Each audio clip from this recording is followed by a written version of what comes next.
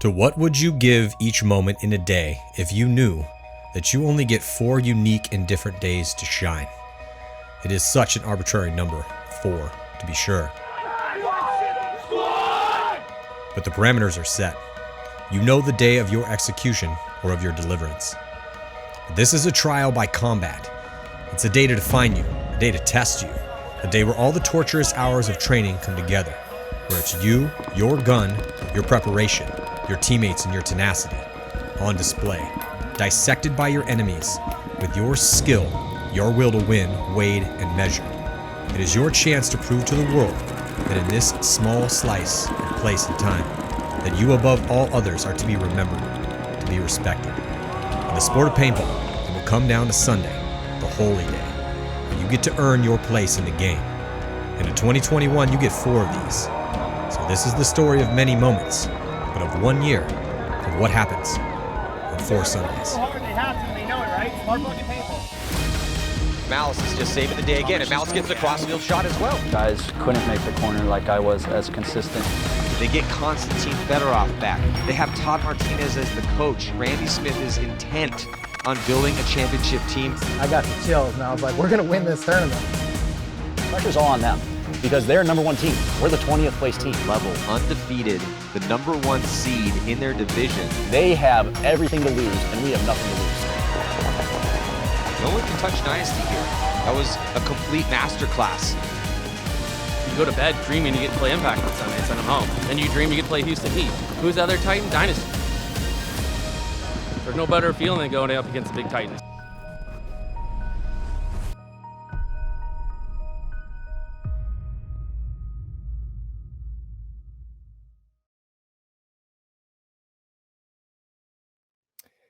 Welcome to GoSports Live. I'm Matty Marshall. Got my boy Corey Hall in the seat today.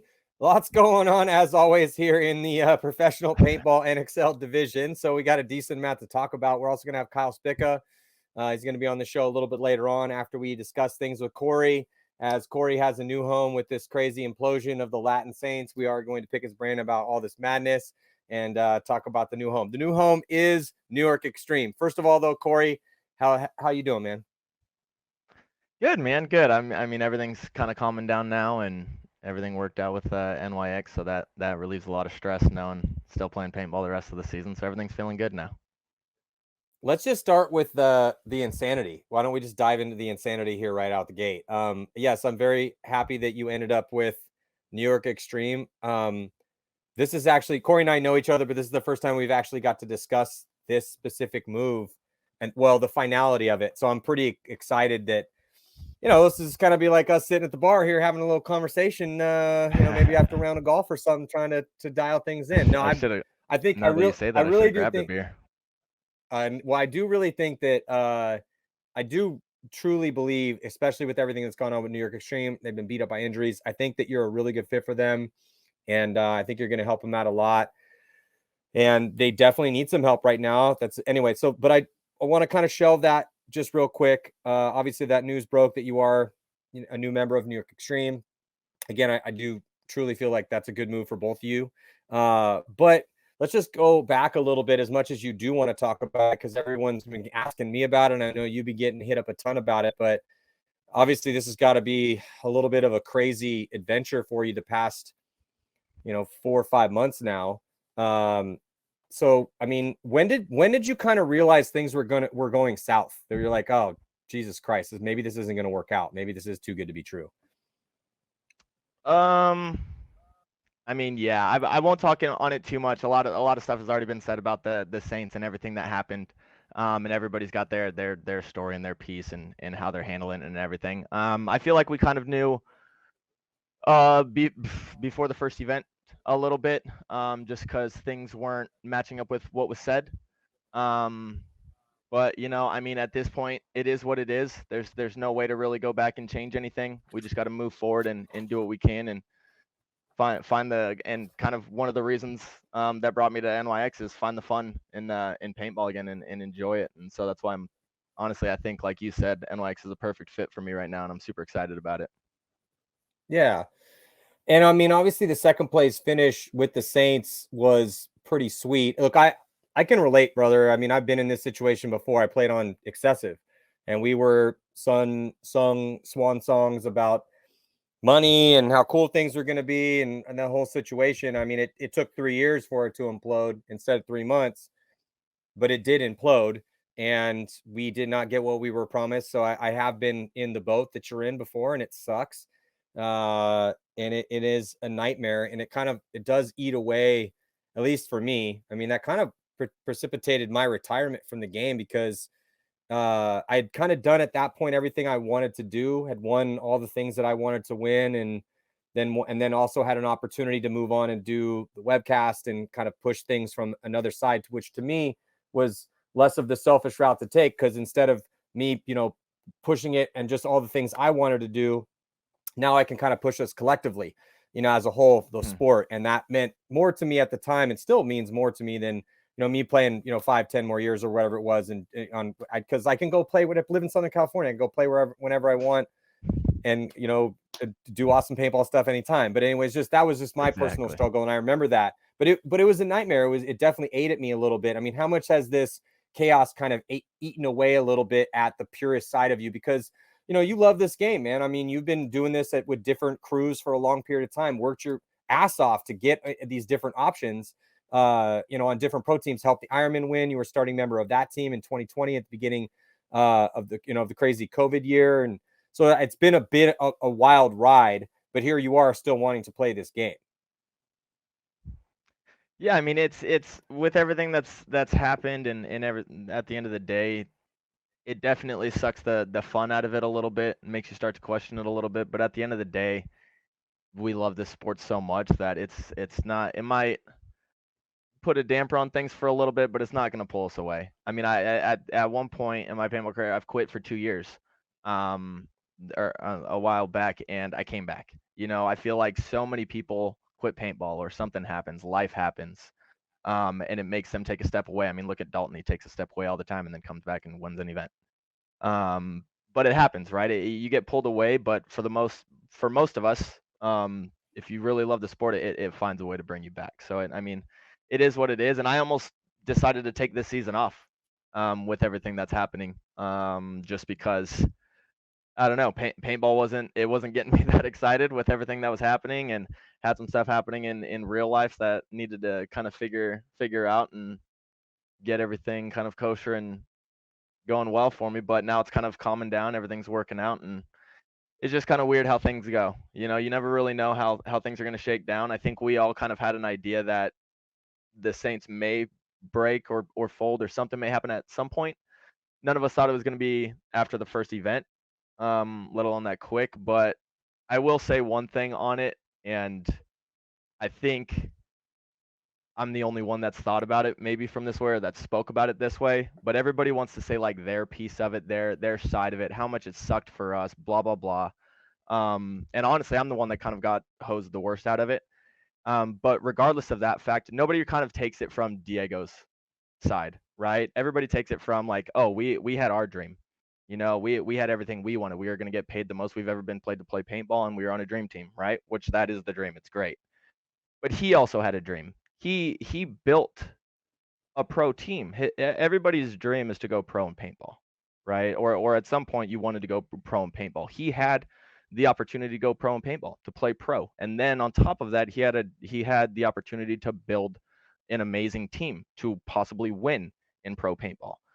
Why would you not take advantage of that? So he did, and he built the team, and then it may have just been a little bit too much, and it didn't work out, and the way things shook out sucks, right? But it also, everything fell apart for him too. It didn't just fall apart for us. Everything that he's put his time and effort into over the past however long, because I came into it late, so I don't know how long he's actually been working on it. But nobody's taken that into account. Nobody cares that he lost everything too. And like, yeah, it sucks because we haven't gotten paid and promises were broken, whatever the case is. But I mean, maybe it's just me, but I definitely see it from everybody's perspective, and it sucks. It sucks for him too, So I feel bad for him in a sense, because like everything fell apart for him too. It's not just us. It's not just us trying to figure out what the hell we're doing or what's going on now. Like he's in the same boat. So I mean that's what it is. That's kind of my piece on it, and yeah. I just think it's interesting that that you had, as the dude that again, kind of quote unquote got screwed the worst as far as the money is concerned, and with how it all shook out and what you guys were promised and what was going to be and the way the contracts work, front loaded, back loaded, bonuses here or there, whatever. But again, it just kind of speaks to your character, bro. This is why I like you as a human being, because even as the dude that got screwed the worst, you're sitting here and like, yeah, but let's look at this from Diego's perspective, because he had a dream too and it just didn't work out, which you're not wrong though. I mean, that is who knows. I really don't know. I mean, I've talked to Diego a bit. You're way more intimate on the knowledge on this front, but I talked to him enough to know that he was a dude of means, but how much means is a different story. I mean, that always kind of becomes part of the conversation when you're trying to do something big like this. Having access to money, there's levels to that, as anyone that's been involved with these things knows. But he definitely loved paintball, and he really did maybe seem to get a little bit too swept up in this in the dream, and that maybe got himself a little ahead of himself of what he could potentially actually get. Again, just I'm not his accountant and not part of that family. I have no clue as to what the real story is, but just having been involved in situations like this before, yeah, I mean, he definitely did. He was super passionate about what he's trying to achieve, and he definitely shot the moon. And I appreciate people that shoot the moon, but there are repercussions to things not working out. And this is one of those things. But I mean, it's also, I mean, because people, because a lot of people have been asking me, oh, this is terrible for paintball. At first it was good for paintball, but now it's terrible for paintball. I'm like, man, when did you get here? Because we've been dealing with stuff like this since the dawn of time. Paintball's going to keep going. I mean, it's not the best look, but it is what it is. No, it's definitely not the best look, but also no one wakes up in the morning and gives a shit about anything. Crazy, dramatic chaos like this makes people care. So now people want to know, okay, well, Jesus Christ, what is going to happen? Because the Latin Saints are still around. What type of team shows up? I know it's under a different ownership and different management, and so it's going to be a completely different look. And if they don't have any pros that we've never heard of, they're probably going to get smashed, because that's how it works. I mean, but how smashed, or maybe not, I don't know. The Hurricanes have shown up and done pretty well. We didn't know anyone on that team, and they made it Sunday. Yeah. So that's staving off potential relegation. I mean, I would like to get your thoughts on that before I let you go. Again, we do have Kyle Spicka racked up too, and you guys will be here together for 5-10 minutes. But anyway, look, yes, is it a bad look? Sure, it's kind of a bad look. Some promises were broken, and now the repercussions of that. But if you look at the history of professional sports, and I don't care what pro sport it is, but it is with crazy things like this. I mean, this is how it is until it becomes a billionaire's institution. Until we get to that point, then it doesn't really, I mean, we're probably going to see more of this. This is not the last time that we are going to see some craziness like this. But having been we've on seen it before, the ground, it's not the first time, Yeah, and it's not going to be the last. But I don't know. What do you say to people that say that to you, having now been intimately involved with this because you were part of the shrapnel of this explosion? I mean, what can you say? We move forward, right? It is what it is. Paintball's still going to be here. Like you said, the Saints are still a team. And honestly, I hope the best for them. Like you said, it's under completely new management. There are some of the Latin players that were on the team that's stuck around. I believe they're picking up some new players, which means new opportunities, right? We all are finding a team. It's all going to be okay for us. We're going to keep playing paintball. Now it opens up new opportunities for an actual true Latin core on that team to come into the league and see what they're capable of.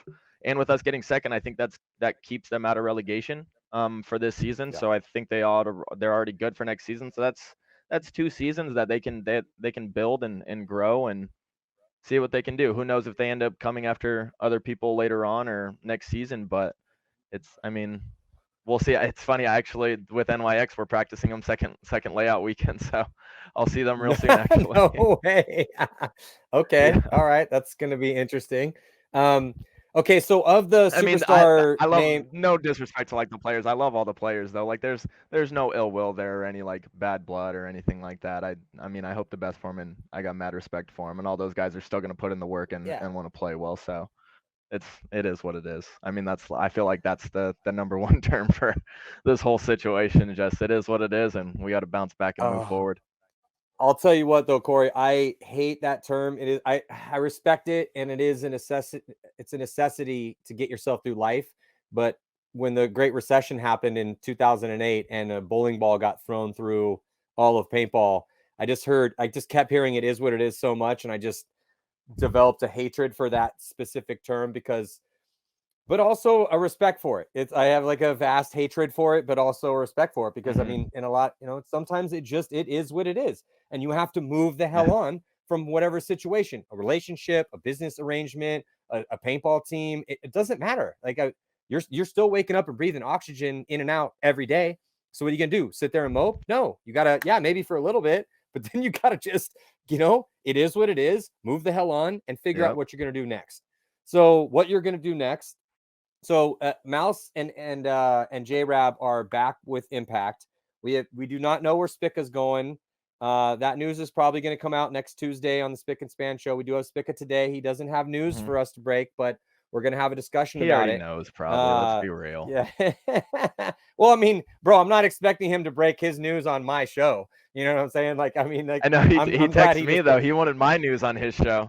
He texted me. He's like, "Hey," because me and him were talking. He's like, "Hey, could I like send it out there that there's a rumor of you going to NWAX?" I was like, "No, not yet." It's like, okay. Look, dude, I I'm not respect trying it to. that I he don't didn't, care about. but- I don't. Yeah, I'm not trying to. Honestly, if I can break news, cool. But that's not my business. My business is not to break news. A lot of times, my business is to know what's going on, and I know what's going on. But I have to be crafting certain types of content for our ultimate show, which is the live broadcast, and that stuff has to be created ahead of time. So a lot of times, I will know what the hell's going on, but I can't break it on our talk shows a lot of times because to me, the most important thing is like the big, huge live show. That's what I care the most about. So, if Spicka can break that news, whatever he wants to talk to us about today is awesome. I just, love having paintball conversations with people, and sometimes we break news, sometimes we don't. But my business is not breaking news. I'll leave that up to the other dudes that want to do that. I just want to tell a really good story. So speaking of a really good story, I think that you going to New York Xtreme is a really good story because they need some help right now, bro. Like New York Xtreme they've been beat up by injuries. They've had some situations with, some of their guys haven't been able to be there constantly. And I remember talking to Bo Milo. I'm like, man, look, I love New York Xtreme. So I have a bias for New York Xtreme because I love people that play with their hearts on their shoulders. I like being entertained. And every time that they show up to the paintball field, for the most part, sometimes they play a little flat, but for the most part, they definitely entertain the hell out of me. I respect their grind, and it's been a really fun team to watch their trajectory in the pro division. But that being said, they definitely, when I heard the news they picked you up, I'm like, oh, Jesus, thank God Bo finally did something here because, I mean, not that he hasn't. I mean, he's been trying to make moves, but it's hard. I mean, there's only a certain amount of human beings that exist on planet Earth that are qualified, certified, badass pro paintball players that have a pedigree, and those dudes come at a premium. It's kind of hard to get them. And so with this explosion with the Latin Saints, at the beginning of season, kind of creates almost an unprecedented situation. Not unprecedented, but at least for the past decade or so, where now you have a lot of coveted pro paintball players who are available, and who's going to get those guys? And who's going to pick those players up? And if you have that opportunity, you got to try to make that move because it's hard. It's never been harder in the pro division. So how did this go about? At least anything you wanted to disclose as far as your options in not in the off season, your options with this cataclysm, and how you ended up kind of deciding to go with New York Xtreme, because they're not right down the street from you. You have to fly cross country. They have to fly you cross country.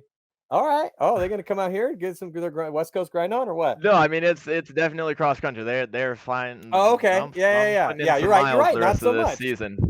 Yeah, I'm putting in some stack miles up the freaking rest of miles, this season because you're gonna I stack think up we practice those miles. in Albany.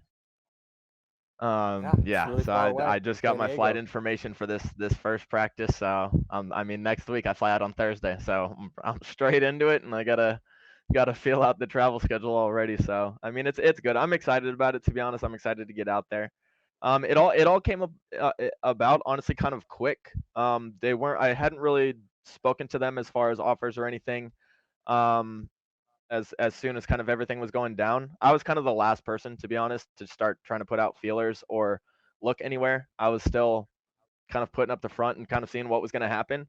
But I had a few teams that I was talking to, but as far as like NYX, it just, like I said, it kind of made sense as far as the fact that they're a team that, like you said, no matter what, they're gonna come. They're hungry. They have that grit on the field, and they want to win.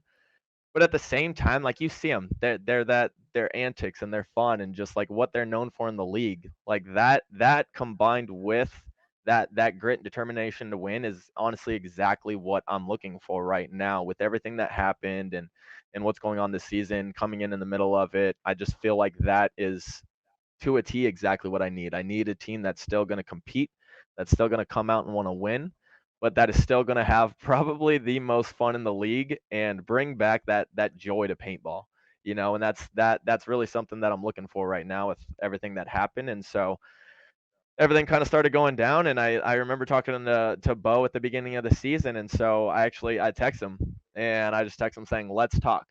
I was like, "Are you, can you call me?" And he called me later on, and he's like, "So what's up?" And I was like, "Honestly, I was like, this is the most like legitimate situation, circumstances, conversation that you and I are gonna have about me coming to the team right now." And he's like, "Oh, well, okay, let's talk." And we started talking, and he sent me over an offer, and it worked out, and I liked it. And then I had to have my other conversations with the teams that I had talked to beforehand, and once I had those, they were gung ho and released it, and it's definitely, I've gotten a lot of warm support for it. A lot of fun. I mean, I don't know if you've seen the post that Todd's made so far, but he's Yeah, killing I it. did. They've been pretty Todd good. loves you, dude. Bunch of paintball troll and troll pages too on it, so it's been pretty funny to see all the stuff coming out. No, it's been great because again, it's like I think we all, like I said, gotta I'm biased towards certain teams. I'm definitely biased towards the New York Xtreme. Rich coaches you guys. And I just really like that squad. I've always liked the New Yorkers. They're kind of polar opposites.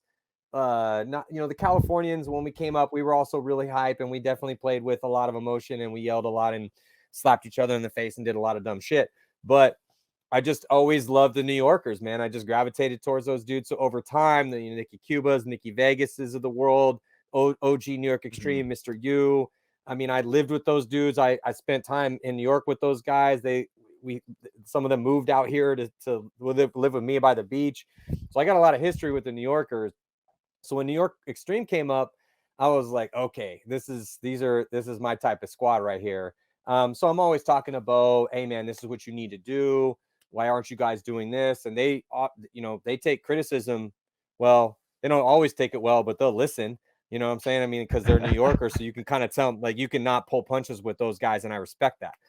They may not like it, but they will listen because that's how people are over there. And you got to give credit where credit's due. Now, that being said, they definitely need some help right now, man. And, they've just, I think ultimately the problem is they've been beat up by injuries, and they're a charismatic squad, but they're going to get Packcraft for this next one. They get you back, or so they get him back. They get you, but a 12th and a 17th to start things off. Not how they wanted to be. They were 19th at World Cup. Now they have made some Sundays, but they're a team that typically goes 2-2. We always joke about it, how they're 2-2, and I'm gonna have Bo up, sitting in the third commentator seat, and we're gonna be like, Bo, how'd you do?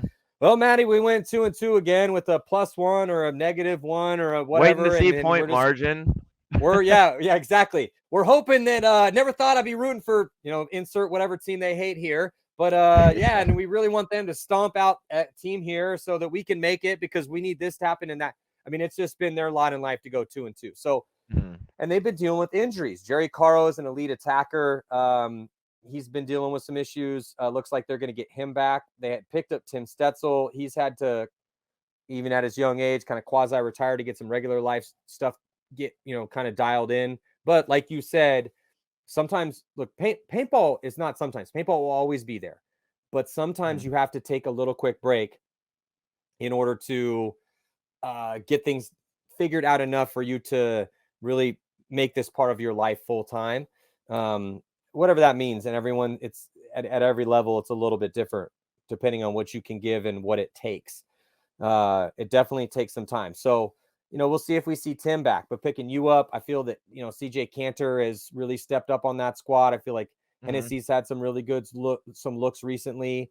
I do really feel that adding you into the team is going to make them relevant again in the Sunday conversation, because 15th, 19th, 17th, 12th is not where New York Xtreme feels they should be based on the roster that they've had. It's just that they've just had an insane time with injuries and not being able to get everyone there. Also, I thought picking up George McLean was huge. So between how good Josh Taylor's gotten, he's one of the most improved guys in the league.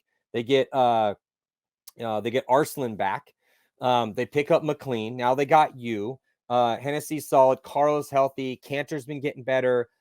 I just feel less penalties, some continuing with the solid preparation. I feel like that's a team that we're going to see improve here relatively quickly. What do you think? I mean, I completely agree. As soon as I joined the team, I got added to, I think, like 7 group chats already.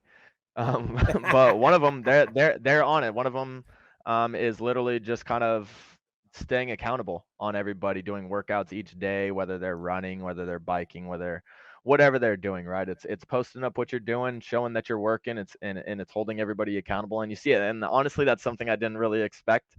Coming to NYX, I didn't really know what to expect other than some shenanigans. But to see, like, in group chats that quick that they're all taking it seriously, they're working out, they're putting in the effort off the field as well. It's awesome to see. So, I mean, just having played against New York Xtreme, and because you've been pretty successful now, Corey. I mean, you were, Elevation surprised people, and one of the reasons they were surprising people was your ability to pull out low body situations. And then you went to the Ironmen, and you were part of that victory in early 2020, where the Ironmen, you were part of that starting 5, and that was a big statement to the league. And then you guys, you fought on that team to try to salvage something as things were kind of going the wrong direction. And so you have cut your chops here in the pro leagues, or in the pro league in the NXL. What do you think New York Xtreme needs to get over that hurdle? More preparation, a couple more guys, a little bit more depth. I mean, what's it going to take from what you've seen so far to get into that, to get into the basically top 4? Because once you get to top 4 on a regular basis, it's a crapshoot from there. The paintball gods need to shine upon you. Need to get a little bit of lucky. You got to be really good. But getting to that top 4 on a regular basis, that's when things start to crystallize. Yeah, I mean, I'm not going to say preparation because I don't know what their preparation looks like exactly just yet. I'm going in first event, so I'm about to find out real soon here. But from the sounds of it, their preparation is on point. It sounds like they want to practice a lot. They're putting in the effort on and off the field. I think it's more so, I mean, what you've seen them in the past is when they get fired up and they're smack talking and they're hopper dumping or whatever they're doing, that's when they play well. But I feel like they're not always 0 to 100 like that. Sometimes they start a little slow and they're not smack talking and they're not feeling it. I feel like that is a team that has to be hyped. They have to feel it from start of the match to the end of the match. And if they're not, then they're not in it. But also one thing that I've noticed, and hopefully I can come in and help with or see or whatever the case is when they're playing well, they're team ball and they're hyped. When they're not, it's a lot of just solo ball, and you see them kind of looking around, not knowing what happened on the other side of the field. So I feel like their squad is fine, and they've played together for so long that they can play good paintball and they can compete at the highest level. It just depends on putting it together on and off the field. And then hopefully the biggest thing I think is just penalties. We'll see. Hopefully, hopefully we keep those at a minimum. And I already said people keep hitting me up. They're like, oh, so we get to see some loader dumps. I'm like, no.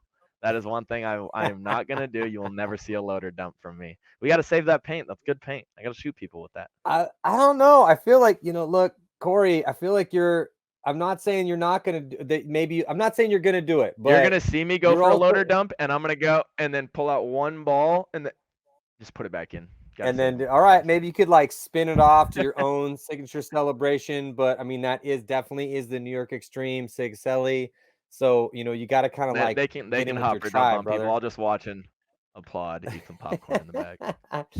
No, that is one of the things though with New York Xtreme is that they do need to play with a certain fire. If they're not playing with a certain fire, then I feel like they're not up. And every team's a little bit different. Some teams can play with more of a stoic mentality. The Russians can be stoic, even though I do like to see a little bit of fire out of those guys too. New York Xtreme has not proven that they can really do incredibly well playing that stoic game. They definitely are a team that needs to be hyped up and be in that mental, into that flow state. That's their flow state, is when they get to that point. So, I mean, you look at back at events or where they've beat teams like Heat or Russians, or when they made the Sunday when they beat Russians, like it's when they're hyped the whole time and they're talking smack, right? Like they can beat, or we can beat. I gotta say we now. I'm on the team. We can beat you are on the squad. those teams, right? As long as they're as long as they're starting their play and their type of game from the very beginning. I mean, we've seen it in past seasons. So why not be able to put together a season or an event and see what happens? Yeah, it's when you look at the threats that are on that team, I feel McLean's ready to break out. He's tried to find some places to fit in. You've already broken out. We know what you're capable of. But I also feel that this is a pretty good sweet spot for you. I'm glad you're going to a team that you're not going to necessarily be on another squad where there's a ton of dudes and you're going to have to necessarily fight for playing time. Now, that can also be a recipe for greatness too. It's a different type of a recipe. I like the fact that you're going to a team that needs you immediately and you're going to be getting a ton of reps. You're going to be playing, you're going to be out there the lion's share of the points. And I would be putting you out there a ton.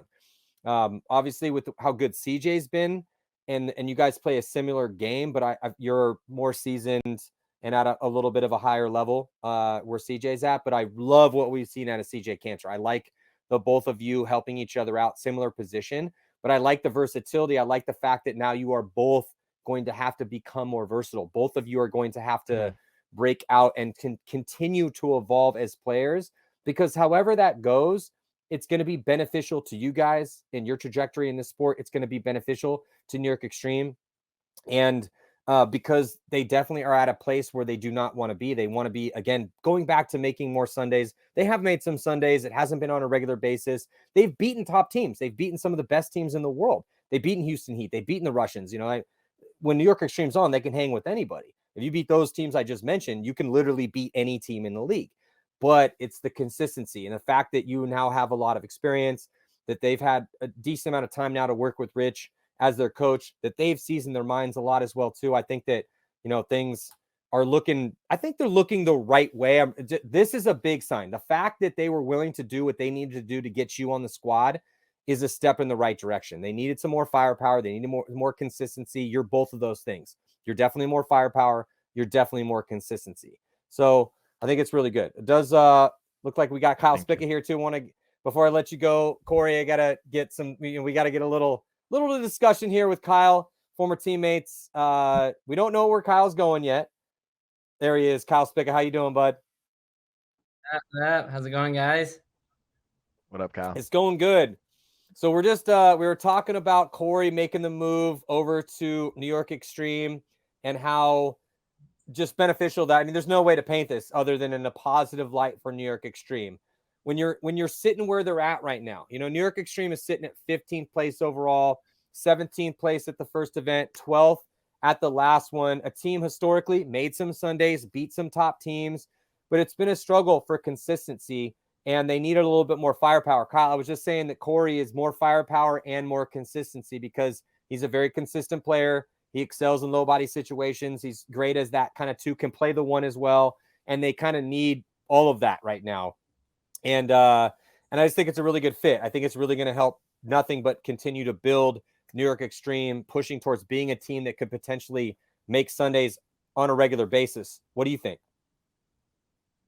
No, I couldn't agree more. Actually, Corey and I kind of co-coach and play with this Divisional 2 / semi-pro team down here in San Diego. And Corey actually was able to guest with them at the WCPPL last weekend.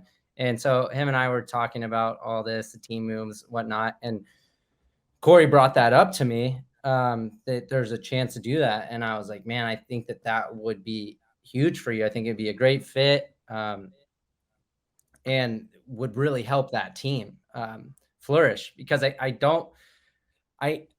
think the biggest problem is like their inconsistencies. I think like you guys were talking about, they have firepower. They know how to play the long game.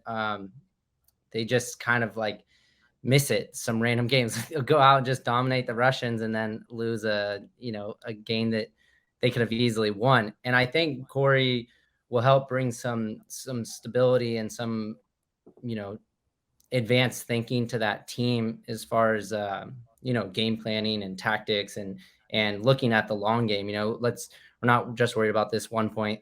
How do we set it up from 3 points from now? Just really dissect the game for those guys and bring them in, just an added layer of thinking. So I was stoked when Corey told me that too. And we even like kind of joked around. Corey's like, "You want me to talk to them for you too?" And I was like, yeah, maybe. But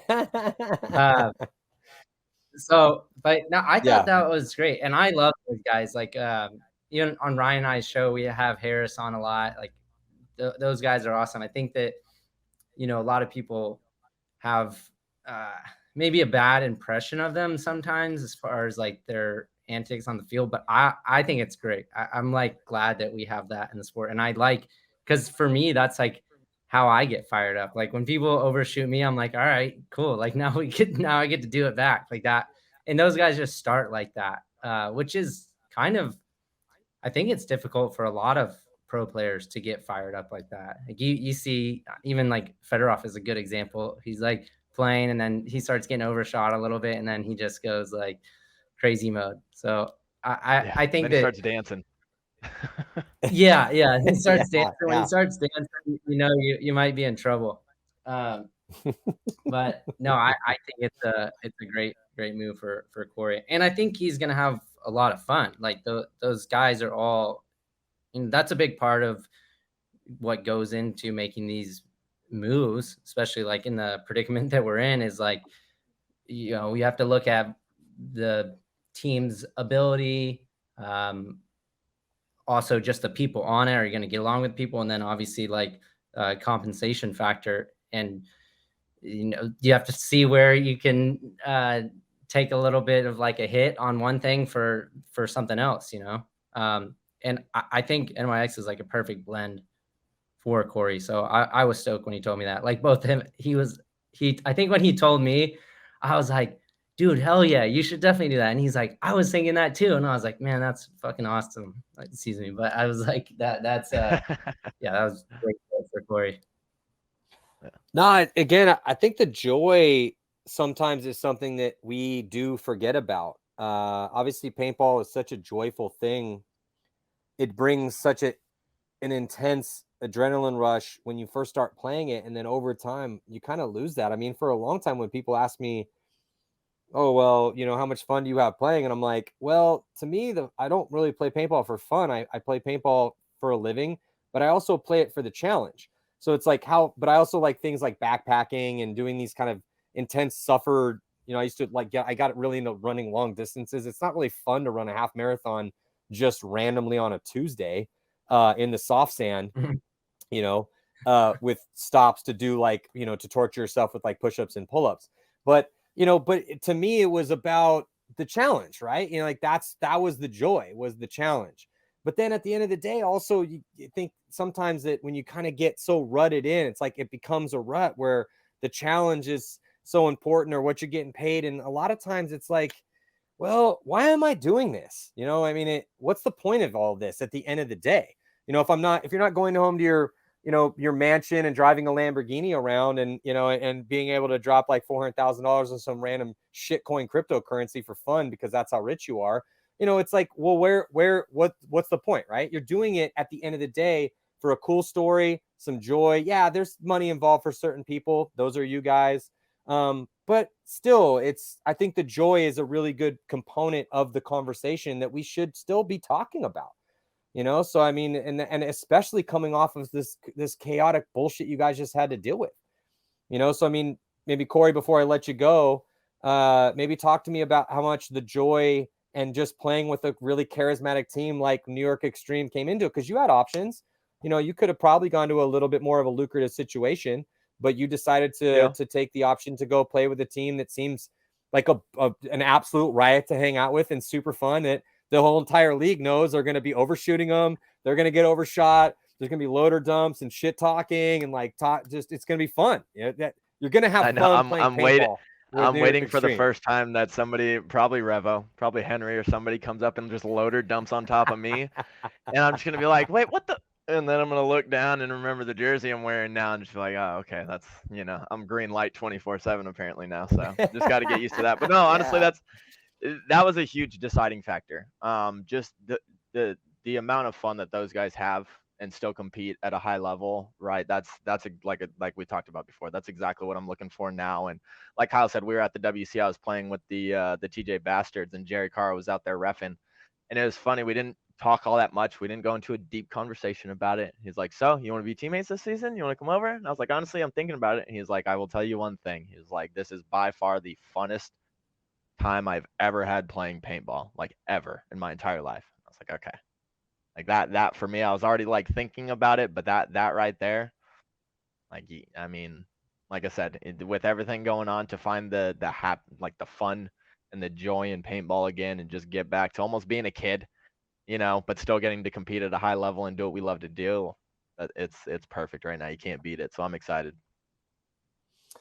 Yeah, again, that's so happy to hear, man. As your buddy and as somebody that's been watching you your entire pro career, I think that this could be a place where you could thrive, and it's definitely going to help out New York Xtreme, and they do need it right now. I mean, we're expecting more out of New York Xtreme. They know that this is not some random shot I'm taking at New York Xtreme. They've been beat up by injuries, but we are expecting more out of that team. If they can get a healthy Jerry Carl, pick you up and then picking McLean up, and then Pat Kraft will be at this next one. There's the only way that New York Xtreme doesn't make Sunday. If they miss Sunday, well, you guys didn't execute, and that's fine. We got a lot of tournaments to play for the rest of the year.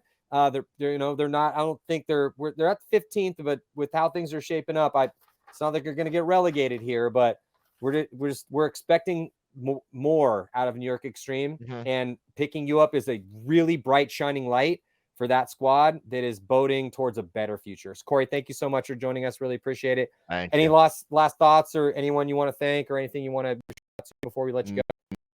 I mean, shout out to NYX for bringing me on. Shout out to all the new sponsors. I'm not even sure of all of them, to be honest. I think I need a little notepad or somebody to text me, but shout out to everyone. And thank you to everybody who just continues to support me in general with everything going on. Love you guys. Appreciate it. Matty, thank you. Kyle, have a good one. I'll see you guys later. Later, Corey. Later, brother. Talk to you soon. So, Kyle, obviously we don't have any news to break today. We will. You have to make a decision by next Tuesday, though. So you will have some news to break on the Spick and Span show. It is down to kind of the nitty gritty here. So maybe we could just kind of touch base on just your thoughts on this chaotic process. I mean, I know it's been really frustrating for you. I just talked to Corey about that. It's really hard for him to even talk about it. I know it's hard for everyone to talk about it just because it sucks. No one likes to talk about things that suck. And this is just one of those kind of bad situations. I can empathize. Been here. I was telling Corey about it. This. We've talked about this off camera, but with the whole excessive stuff and how that went down, we were obviously promised certain things. It didn't happen. And it took 3 years for it to break down instead of 3 months. So this has been kind of a roller coaster ride for you, but just where are you in your head right now? Maybe kind of with the asterisk of that same part of the conversation that we just brought up with Corey about just kind of thinking about the joy of playing the game and how much that still is something that you think about, even though you are a workman. This is you're a craftsman at this, like you get paid to do this. This is a profession for you. Yeah, I mean, as funny as you guys were talking about that, I was kind of like running through, going back to all the conversations we had, the 6 American guys, is that like that what happened was so deflating in a sense that I think everyone was kind of like, Man, yeah, I'm still, high caliber player. I can look to go find somewhere where I can, continue and make some decent money for the rest of the year. But at the same time, we're like a lot of guys. I think we're like, is it worth it? Like, am I? Because I think this situation, I think I could speak for everyone's like kind of beat us all down mentally. Because basically, for a lot of us, we worked our whole careers. 15 to 20 years. Most of these guys have their dream has been to obtain something like this, a situation that's way over like what the benchmark has been for paid players in this game. And once that got taken away from us, I was like, it was just deflating is the best word, because then I think everyone's like, well, that's gone. Like that's unattainable again, at least for in the time being.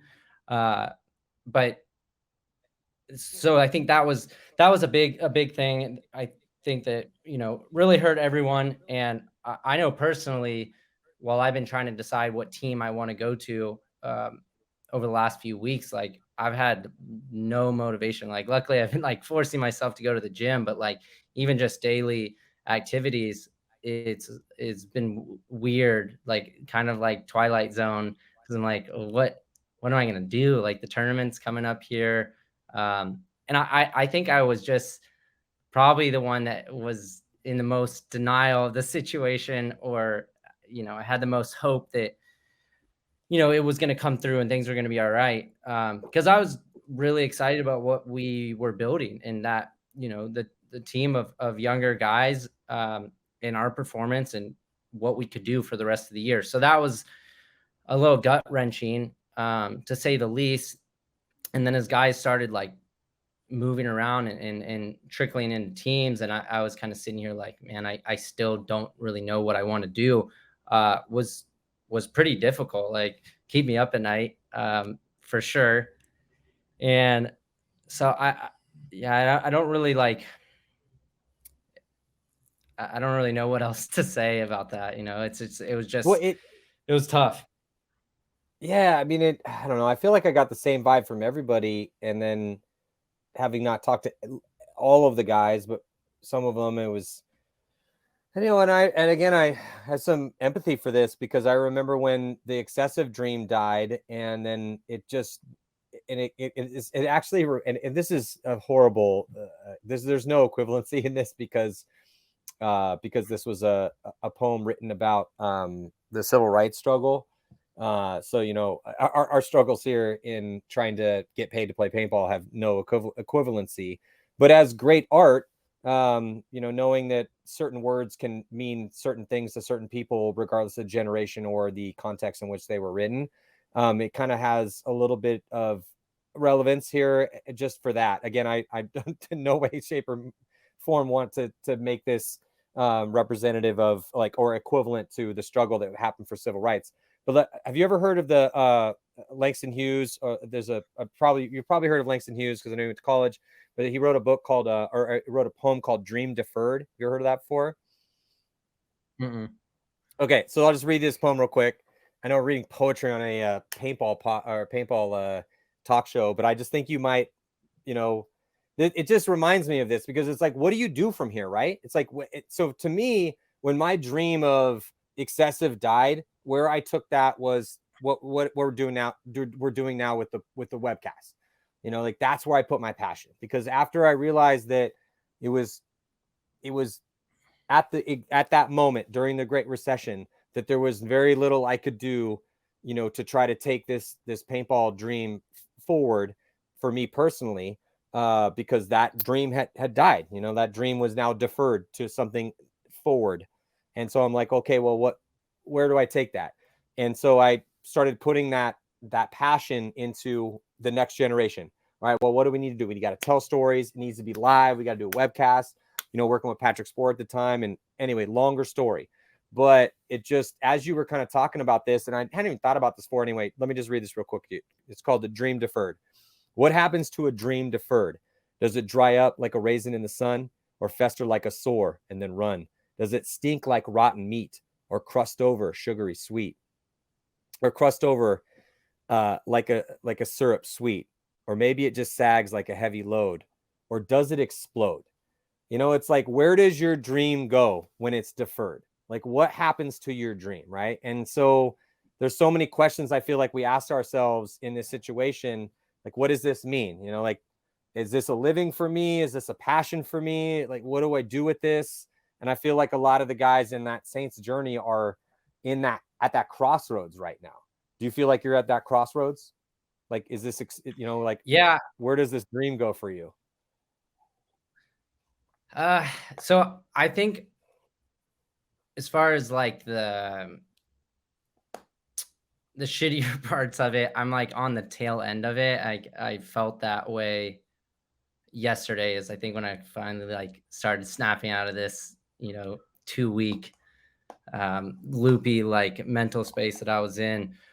And it really just kind of like, if I'm to backtrack, I don't know if I would say that I regret making this decision, because I also, got paid really well for just that one event, really well. So I'm okay.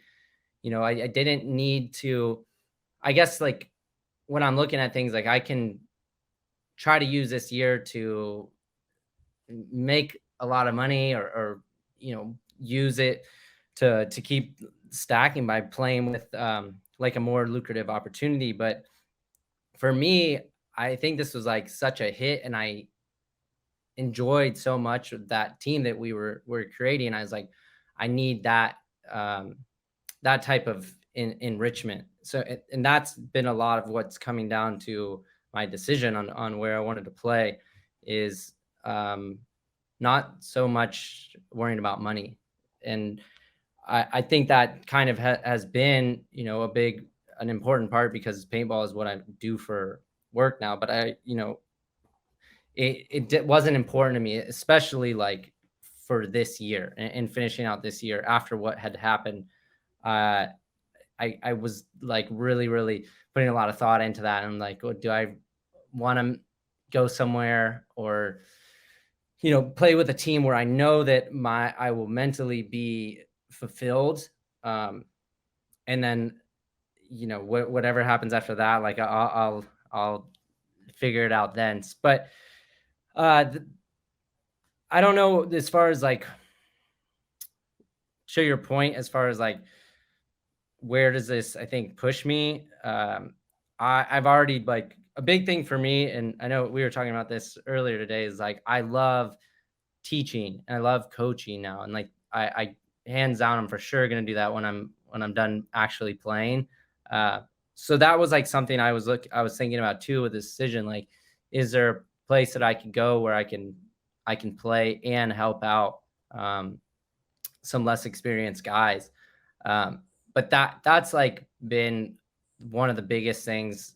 And I think that's outside of this team disaster that happened, is like, I'm all about it. Like, I want to teach guys, and I'm more like, like attracted to teaching high level paintball. Like I kind of not the biggest fan of teaching the basics, like this is how you hold your gun, whatnot. For me, I love right now being able to show like an advanced, like, advanced thinking or strategy, and watch it be implemented really quickly. That's like a huge thing for me. And I get, obviously that helps my livelihood financially, but I get a ton of fulfillment out of that. And so I don't plan to stop doing that anytime soon. So I just remember watching you. God, where was it? We were in Florida. I think it was at MVPS, but it was the first time I'd actually seen you coach. You were still on the Ironmen at the time, but you were just like stalking around.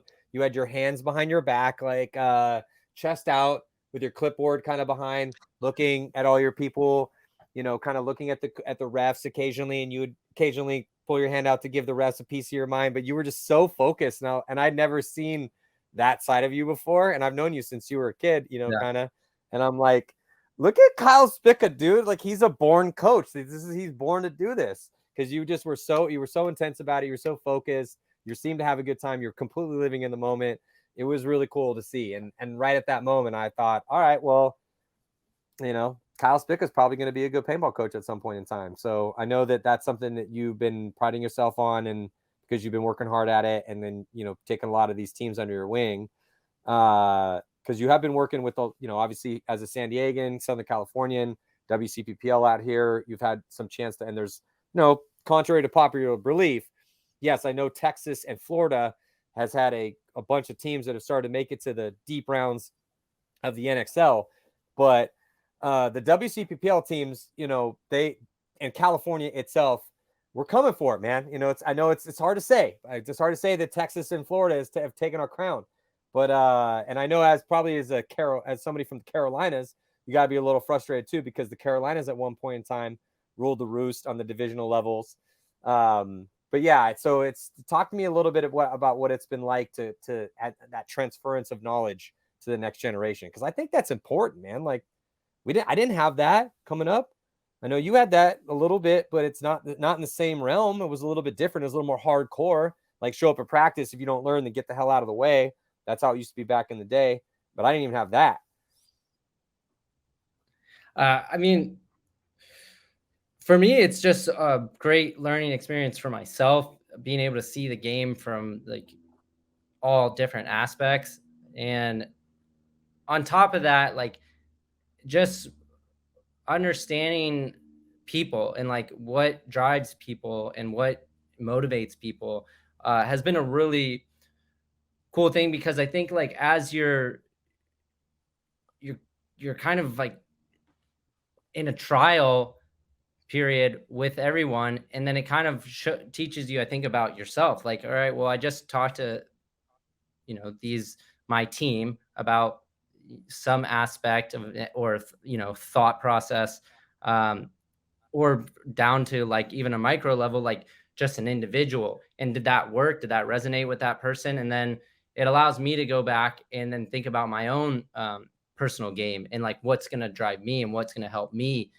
And you know, a big thing too that I've realized over, I guess is probably like my 4th or 5th year coaching teams at a tournament level, like only until like this last, I would say, year, a big correlation I was seeing, and you know, Ryan and I talked about this on the show, is like a lot of these new teams that I go in to coach that are not doing well, a common denominator is I see that guys are just not enjoying themselves. Like they're there because it's something to do on the weekend, but they're not really like, they're not getting anything from it. And I think I in the past I took this approach as like a little more stern, like, hey guys, there's people that are putting in the work and they want to be here, and if that's not you, then like get out. Like, you cannot take this time from these other guys.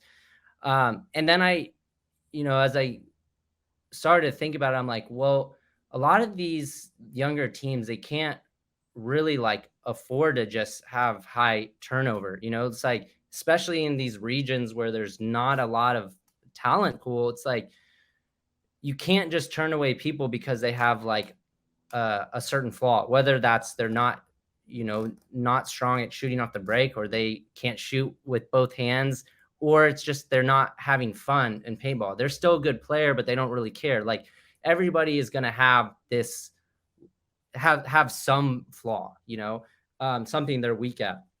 But with that in particular, I started to see that, like, as I was working with these people, instead of going that route of just like brash, like, you got to want this, once I started to unlock them of like high level tactics and thinking and in different ways to, like, I guess the timing is a big thing. It's like, we're not worrying about just like, I have to shoot this one guy in front of me. Like, think about how you can give layups through communication to get somebody off the field, or not worry about this one guy that's in front of you and shoot all his other guys and leave him last. Like, And then you can see that like aha moment in their eyes when they're like, wow, I never like even thought about it in that way. And then they're like immediately the next time I see them, I can already tell they're way happier to be there. And then with that comes better performance. They want to be there. They want to learn. They, instead of just going home in the week and like playing video games or doing whatever, they'll come and be like, hey, I watched this one game. I'm like, oh, you're watching paintball this week? And he's like, yeah, just like, it's weird. I don't ever watch paintball, but like now I'm interested. And that for me is been something I've really been proactive with is trying to like help these guys love the game more. And I think that happens with everyone, including us as pros. You may go through like a couple year like lapse where you feel like you're not in it as much and you're not as hungry. And it's hard to be honest, I think, with yourself when that's happening. And it's hard to get out of that rut, especially at a high level, because you are at the top. And even like you need, regardless of like someone that is your, on your team or a guy you look up to, we have to be the main like self motivators in my opinion. And there's a lot of guys out there that do that, but I'd say the large majority don't have that ability to like pull it out from deep inside of you. So it's like, it's easier said than done, but I think that we as pros can help the younger guys a lot easier than it is for us because we know that it happens.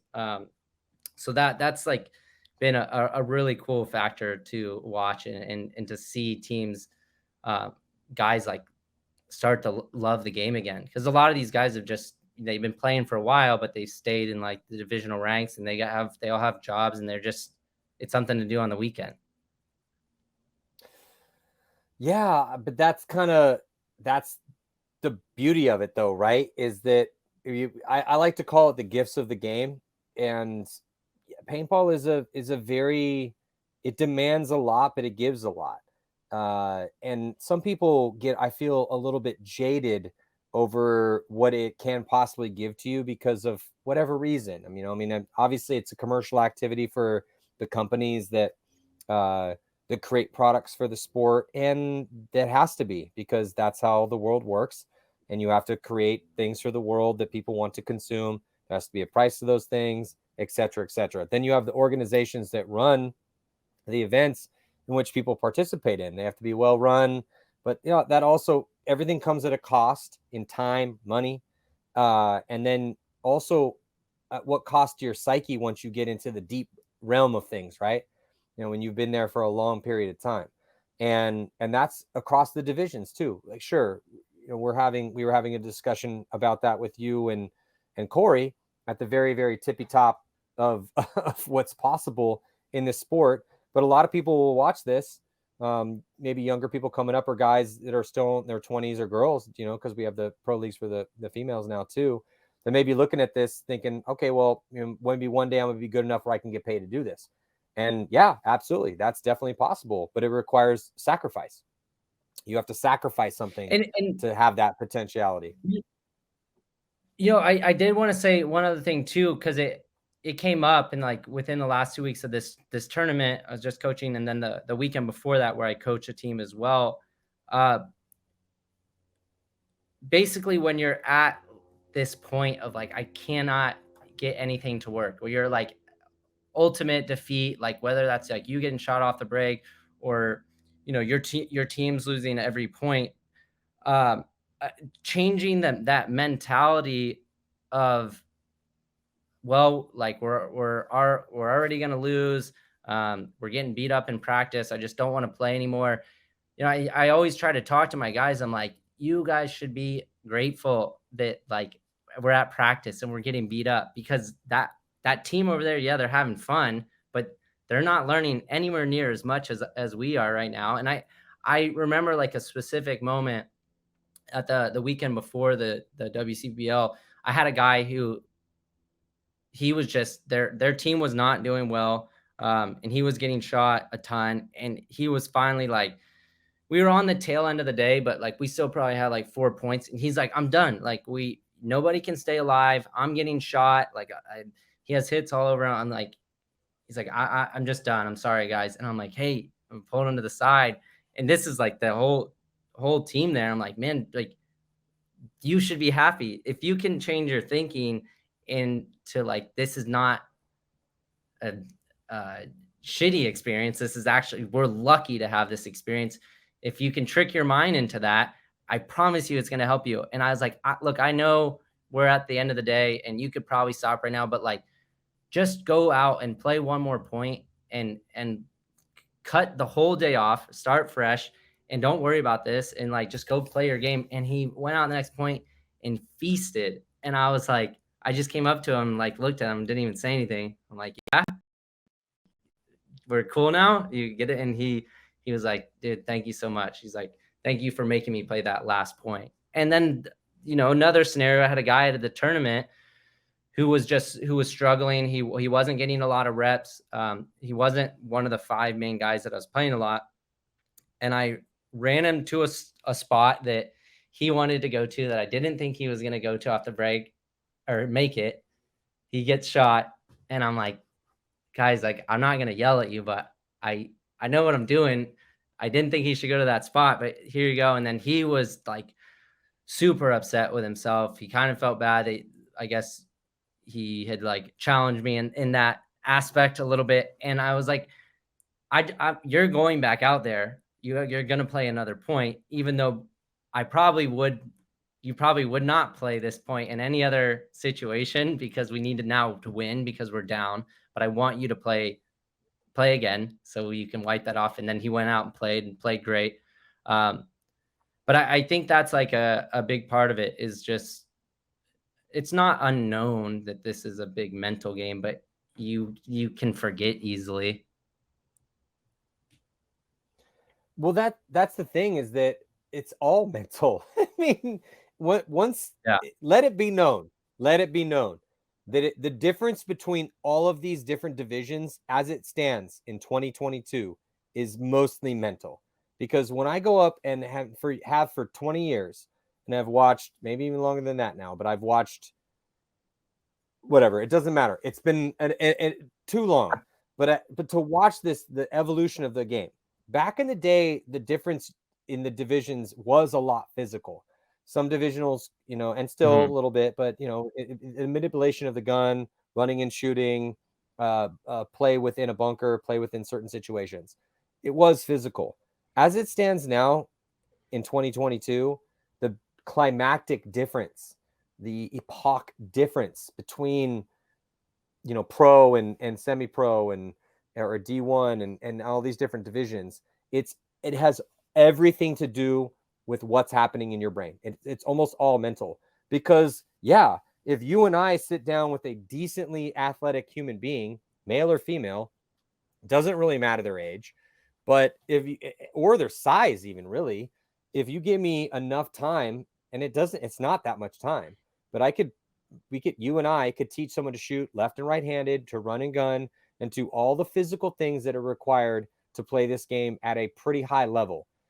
The thing that's really difficult is the mental side of it, the decisions that you're making, what the processes that the checklist that you're going through in your mind, why you're going through that specific checklist, why you're thinking about this instead of this, all of the mental aspect of it.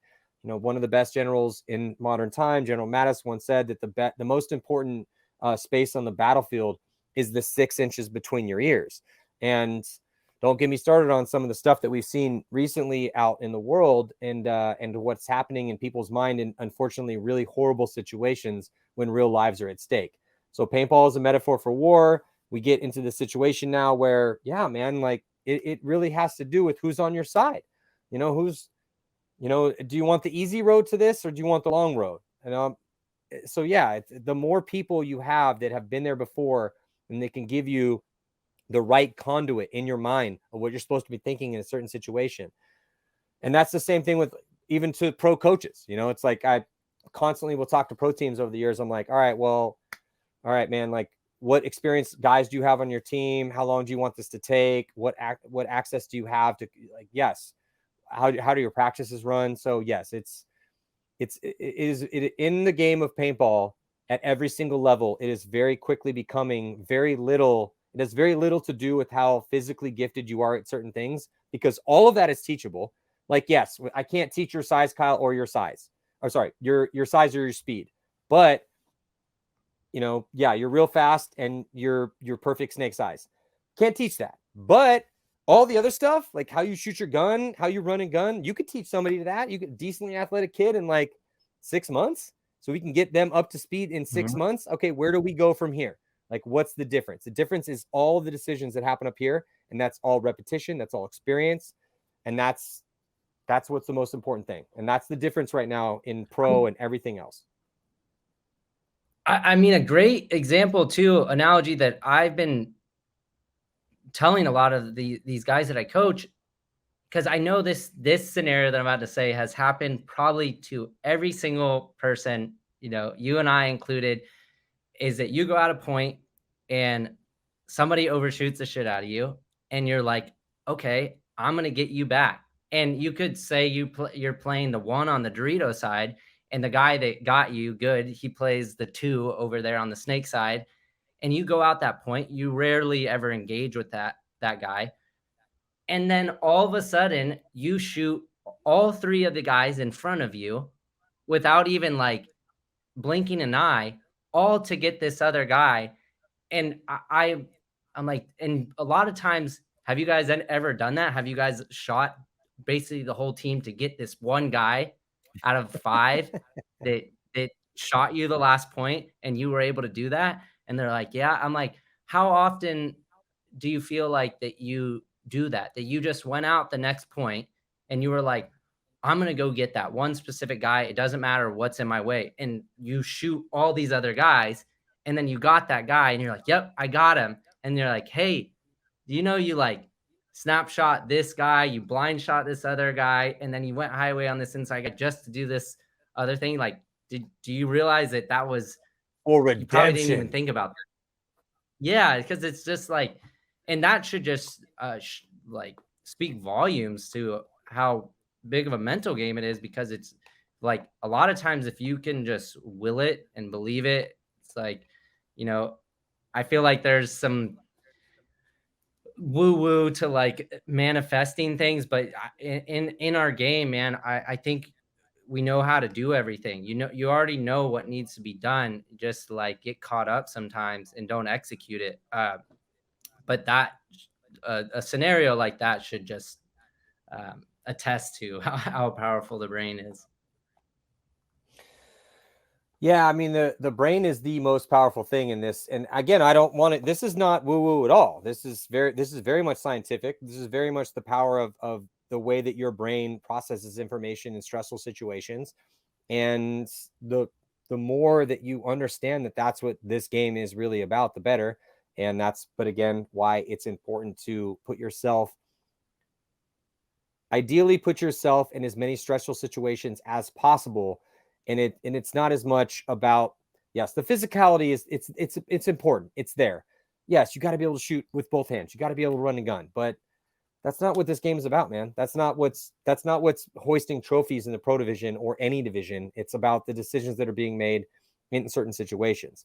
Well, Kyle, before I let you go, because you and I could nerd out hardcore about all this sort of stuff forever, but I am really glad that you know you and other guys are giving back, though, man. I mean, yes, you're getting compensated for your time, but Jesus Christ, anyone that's good at anyone that's interested in anything, whether it's jujitsu, like, do you think you're just going to get better at jujitsu by you and another white belt just rolling around in your garage and figuring things out by osmosis? No, that is the most ridiculous thing you could possibly imagine.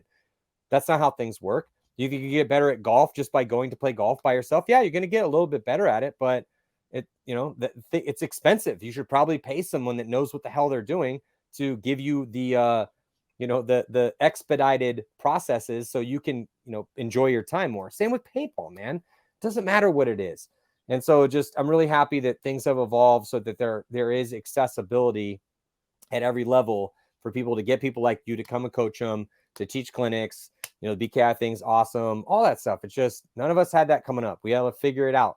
We had to figure out how to shoot left-handed by ourselves. No old men. There were no gray bearded old men to go consult on this back in the day. So I'm so happy that you guys are around for these people coming up the ranks, because it makes the way that paintball has progressed, it's really been put into hyperspeed by how accessible the information is. So we can just get right to what's happening in here immediately. Like just get through all the bullshit and get right to what's going on in here, because to me, that's the most important thing. So you're going to be making a decision here pretty quick, because I got to let you go here pretty soon.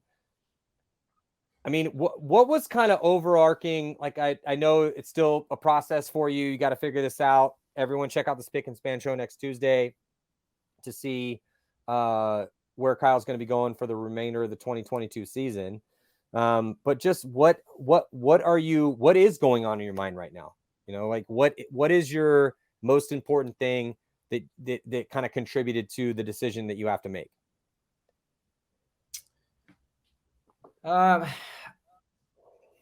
I don't know. Like I said, when Corey was on here, you know, there's three main things for me, at least, that I was thinking of. Obviously, like, you know, compensation is one of them. Am I going to be happy with the guys that I'm playing with? And then 2, performance, and are we going to be competitive? And I'm okay. I understand that you can't have like all 3 sometimes. So then it was kind of just weighing the options. Like, am I okay with taking one of the 3? If 2 of them are going to be really low, or can I take 1 and 1's like absolute 0, but I have 2 of these here. So it's like, it's had those 3 factors, and that came into, you know, basically making my decision here. And I think that I have found my decision already. Just kind of waiting a little bit, making sure that I'm solid on this. But Tuesday for sure will be announced what I'm gonna do. But yeah, it was just, I don't know. I wanted to. The biggest thing is I needed to like wipe off what kind of like deflation that I had, like ultimate deflation after this, which is it's hard to explain, because I wouldn't have. I don't regret many decisions that I've ever made within paintball and outside of paintball. And this, I still, even though this caused like an immense amount of angst and grief and stress on me, like I still don't regret it, actually, which is interesting, because I always like look and think about like, is this one of those situations? Like, do I regret this? I'm like, no, I feel like I'm okay with it. And it has put me, because, you know, like yourself, I do appreciate the struggle and the difficult situations, because it allows you to flourish later on. It's like you get smacked with all these difficult, stressful, depressing situations down the line, and you haven't been prepared for it. It's like, it's gonna, I don't want to say ruin you, but maybe close to, you know? Hey, you are not weighed and measured by all the rad and awesome things that happen to you in your life. Like, no one, when you die, no one's going to be sitting there in your deathbed and be like, well, Kyle was such a great guy when everything was going well. And, you know, when he was making a ton of money, he was a really good person and nice to everybody. That's not how it works. Like, I've done eulogies, dude. Like, I've unfortunately had to do more eulogies than I would like to in this world. And I've seen more people die than I'd like to in this world. And I've seen a little more hard times than I'd like to in this world. But you really are truly tested by the bad shit that happens to you when things are not going well, and everything that was like, okay, Kyle, this is what's going to happen. And then things don't go that way. Well, are you freaking out? Are you, blaming other people? Or sometimes other people do need to be blamed, and that's the right thing to do in that situation. But regardless, how you act when things are not going well, that's the true definition of a human being's soul. And so, sure, would it be nice to get to the end and have nothing bad ever happen to you? Sure. That's a completely unrealistic ask of the world and the universe in your trajectory through a human life. And, unfortunately, especially if you're shooting the moon, if you're trying to do cool things that other people have never done before, a lot of times it's not going to work out. If you're trying to crack the code, if you're trying to create code, new code for the world, then yeah, it's not always going to work out the right way, but how you act in that situation, that is how you are going to be weighed and measured. So, it's the same reason why I always say on this show and have for many years is like, thank your enemies. If you're not playing for blood, thank your enemies. And even if you are, and as long as you don't die, thank your enemies, because that's when you really truly get to see who you are and what you are as a creature inhabiting this universe and what you need to work on. And so, yeah, man, like, you don't want bad times to happen, but when they do, well, then you really get to kind of figure out what you should probably be doing moving forward. So, yeah, I mean, it's just one of those things, but I feel like you guys have all kind of handled this pretty well, and I'm happy to see where you end up. I'll be tuning in on Tuesday to see where you end up, brother, because I've been seeing you play since you were 15 years old, and it's been fun as a fan, as a paintball fan, to kind of see the awesomeness that you've provided for us.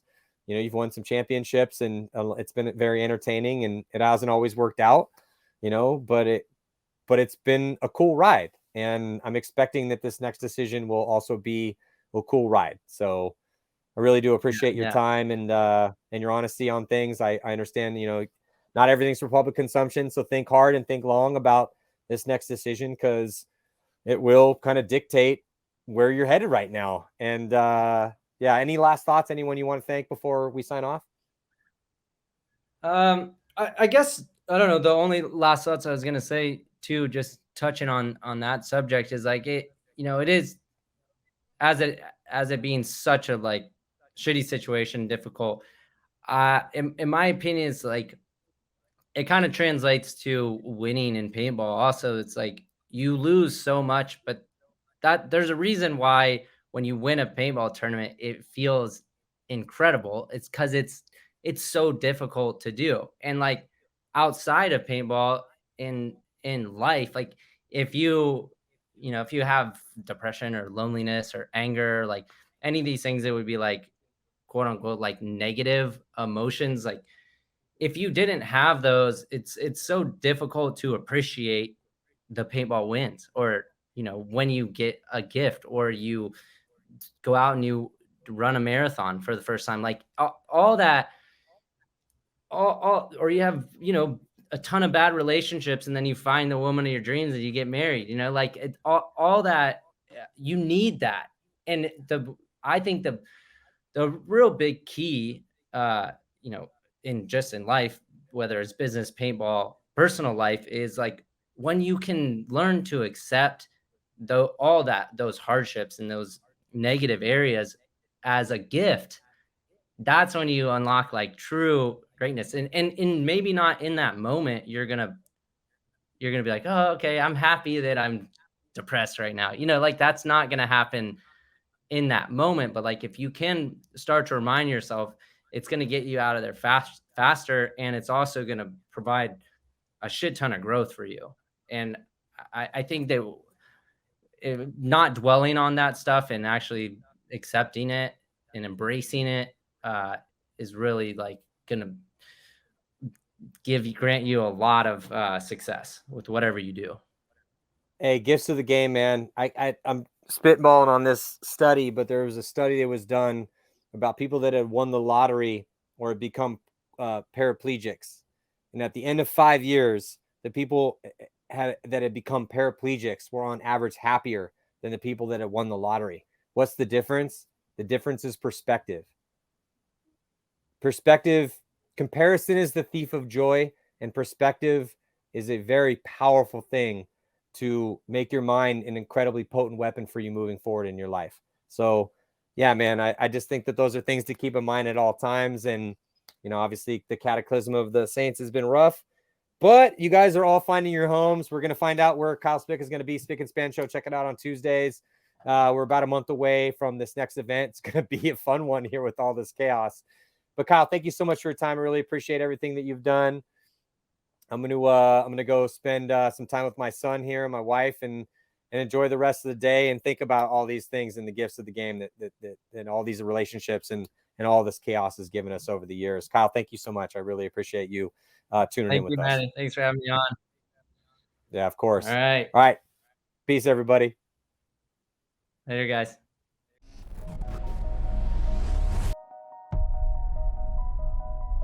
To what would you give each moment in a day if you knew that you only get 4 unique and different days to shine? It is such an arbitrary number, 4 to be sure. But the parameters are set.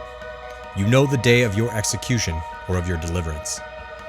This is a trial by combat. It's a day to define you, a day to test you, a day where all the torturous hours of training come together, where it's you, your gun, your preparation, your teammates, and your tenacity on display, dissected by your enemies, with your skill, your will to win, weighed and measured. It is your chance to prove to the world that in this small slice of place and time, that you above all others are to be remembered, to be respected. In the sport of paintball, it will come down to Sunday, the holy day, when you get to earn your place in the game. And in 2021, you get 4 of these. So this is the story of many moments, but of 1 year of what happens on 4 Sundays. So hard they have to, and they know it, right? Smart fucking paintball. Malice is just saving the day again, and Malice gets the crossfield shot as well. Guys couldn't make the corner like I was as consistent. They get Konstantin Fedorov back. They have Todd Martinez as the coach. Randy Smith is intent on building a championship team. I got the chills, and I was like, we're going to win this tournament. Pressure's all on them because they're number 1 team. We're the 20th place team. Level undefeated, the number 1 seed in their division. They have everything to lose, and we have nothing to lose. No one can touch Dynasty here. That was a complete masterclass. You go to bed dreaming you get to play Impact on Sunday and send them home. Then you dream you get to play Houston Heat. Who's the other Titan? Dynasty. There's no better feeling than going up against the big Titans.